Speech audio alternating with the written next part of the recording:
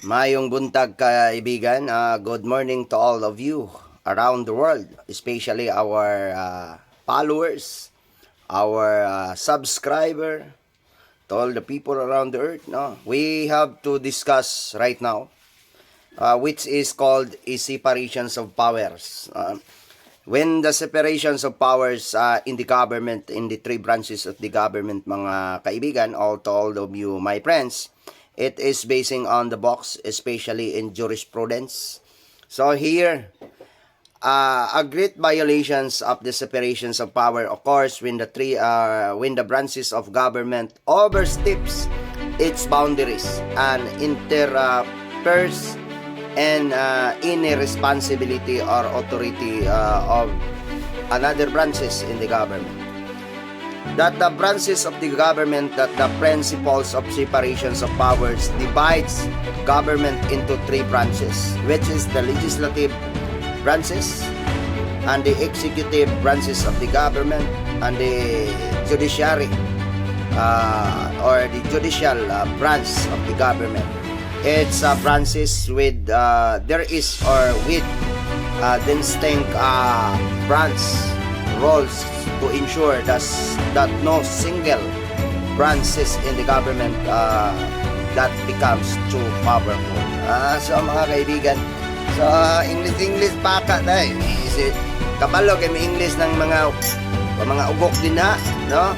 So here, the common examples of violations when the number one, when the executive overreach, no? Meaning that the executive branch enacts laws or issues that bypass the legislative process or in the legislative powers.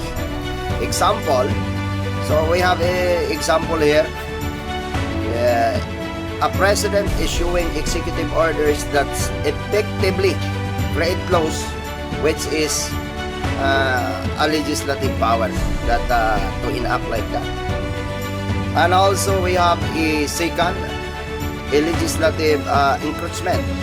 The legislative or the legislature takes actions to reserve for the judiciary or the executive.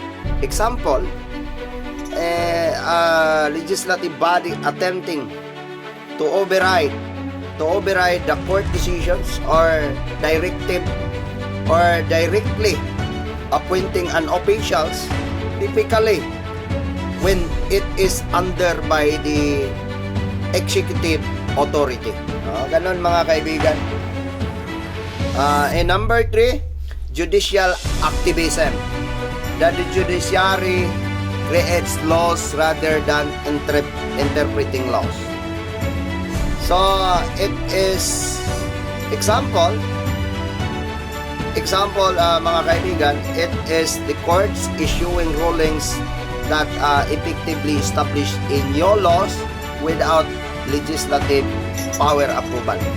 So ganun mga kaibigan, we have here in number 4, failure to check or balance. One branch fails to enact or acts as a check or on the another, leading to an undercheck budgetary control without the proper oversight. So here, it is the violations or violations is undermined by the systems of the check and balances. So kailangan tayo ng checks and balances dito. That pag hindi po ito magawa, it is potentially leading to an authoritarian form of government or erosions of the democratic principle of the government. So that is, mga kaibigan, when we say like this, so we discuss, we have a little bit of knowledge regarding of this, because it is from the expert, from the box, we have here. So we have a separations of power between the three branches of the government that was mandated by fundamental laws of the land. So ganun mga kaibigan. Kaya kayo lahat dyan, mag-isip-isip kayo. So thank you so much.